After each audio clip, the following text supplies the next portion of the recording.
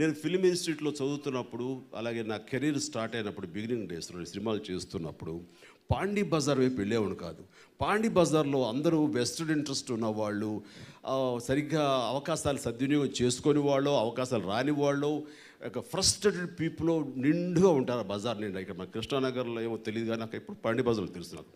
So అలాంటి చోటుకి వెళ్తే కనుక ఆ నెగిటివ్ అట్మాస్ఫియర్లో నాలో ఉండే కాన్ఫిడెన్స్ ఎక్కడ సడిలిపోతుందోనని ఆ ప్రాంతానికి వెళ్ళేవాడు కాదు. నాకు ఎవరు గురువులు చెప్పలా, ఏ పుస్తకాలు చెప్పలా, నా కామన్ సెన్స్ కనిపించి ఎప్పుడు అటు వెళ్ళేవాడు కాదు.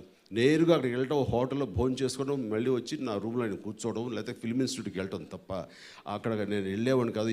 ఎవరితో ఎంటర్టైన్ చేసేవాడు కాదు. ఎందుకంటే వాళ్ళు ఏంటి, నువ్వా సినిమా యాక్టర్ అవుదాం అనుకున్నావా, ఫేస్ ఎప్పుడు చూసుకున్నావా అంటే మనకి ఎంత కాన్ఫిడెన్స్ ఉంటుంది ఆ టైంలో. అది సడలిపోతుంది, బ్రేక్ అయిపోతుంది, డల్ అయిపోతాం మనం.